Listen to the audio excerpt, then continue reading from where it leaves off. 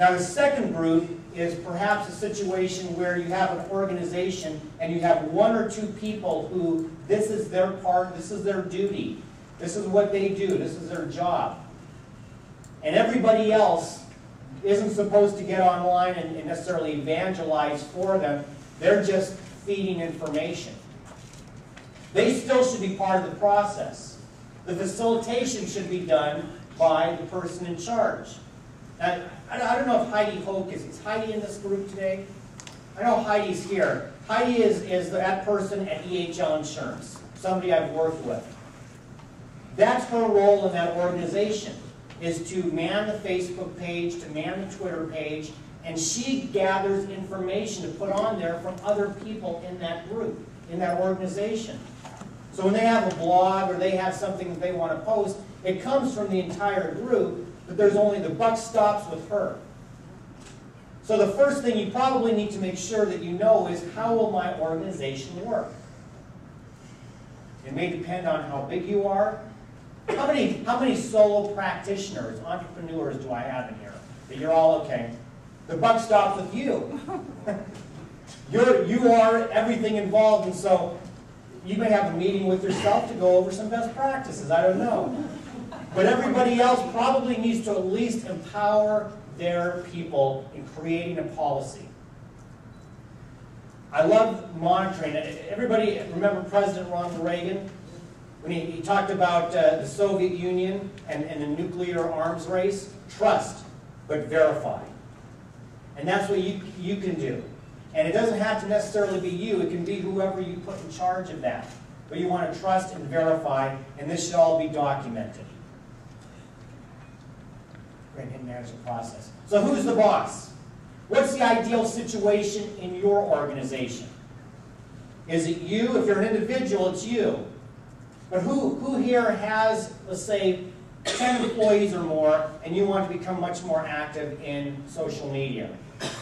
Okay, let me ask you right up here in front. You're the boss? Second, okay, that's close enough.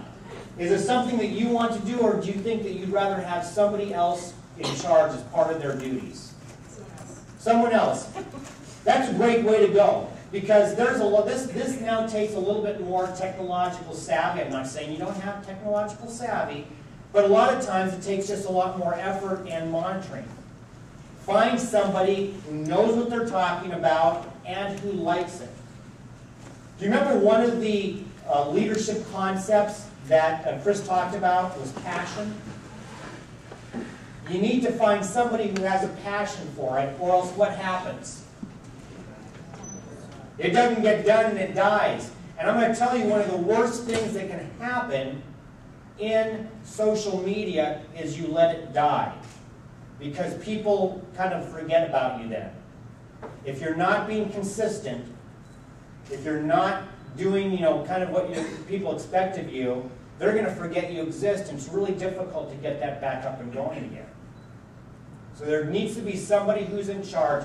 Find out who the boss is, or who you want to be the boss, and then search them out, and then they're going to help you to create this policy. Conflict resolution.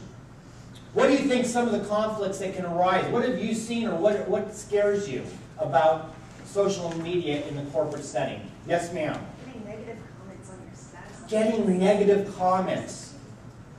Is that a bad thing? No. I heard a no. No. It's a challenge. It's a challenge. Conflicts, but I actually think it's a positive thing depending on what your response is. Once I start on this, I like Starbucks. Anybody here like Starbucks? Okay. One person here likes Starbucks? So I go to Starbucks, and I made a mistake. They gave me a coffee drink, and I dropped it. Lost the whole thing. They gave me a brand new one, no charge. I went on Twitter, and I put something down about customer service and how great that was. Guess who was following me within about 10 minutes? Starbucks. Howard Schultz and so on. Starbucks was. Now they have a way to do that, but the reality is that they have somebody monitoring both the good and the bad. You want to nip negative things in the bud. Because number one is they may not be true. And if they are true, you want whatever response, whether it's apologizing or doing something different, you want to be able to respond to that. Because it's like, I remember the old Pharrell commercial, she tells 5 friends and she tells 5 friends and so on and so on. Think about how big that is in our world we live in now. You can tell 5 friends in about half a second and it just mushrooms.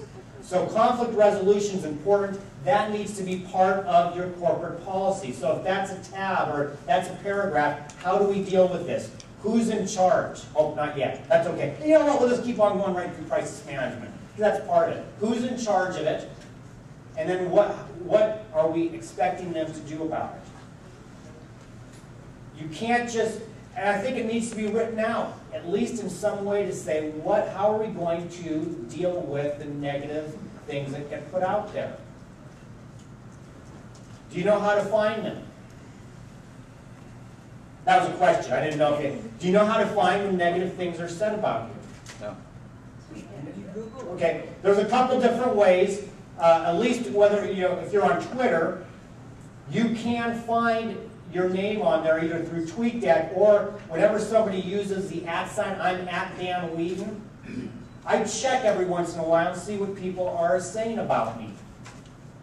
So far, most of it's been pretty good. That's a good thing. That's one way to find out if somebody's talking about you. The other is on Google Alerts. Are you familiar with Google Alerts? Yes, sir. Use it a lot. Use it a lot. Yeah. Yeah, go in, it's free. Just set up an alert with your name, your brand, whatever it is, and find out who's using it somewhere on the internet. The other thing you find out if people plagiarize, and I keep walking in that, I apologize, plagiarize your things. So depending on what your brand, what you want to put down there, that's a great way to follow it. But if you find somebody who tweets something about you and it's negative, you want to be able to respond to that appropriately. But you need to already have thought through that. And that's one way you can ask your group as you're kind of sitting through this process. Take the time. Take an hour out of your day.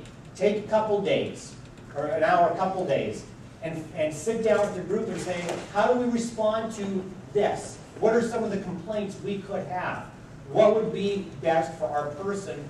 How would they respond to that? What are some other conflicts you can have? The gentleman next to you mentioned people using it, at work. And I think what you may have been saying was people using their own, kind of spending their own time at work using their own social network. Is that a concern? Yeah. Yes. That's a concern. Everybody has probably a desktop or laptop at work nowadays, right? You have to trust that they are using it for company time. Now you can go in and you can kind of be a big brother and try to take care of all that. I think that there's an easier way. I think you need to be able to have trust in your employees. But the best way to really monitor that is to have them say, this is not acceptable. If you bring them in and make that a part of it, is it going to be perfect? No. But it is a way to say, hey, look, we're all going to strive to make sure that what we're doing here is on company time is not using social networking on our own unless we're on a break or something. Now, remember where I said trust but verify? You might take once a month or once every couple of weeks and talk to your tech person, find out if there's ways to check and see. But then they should be aware that that's happening. I don't think it's a good thing to do it covertly because that doesn't engender trust.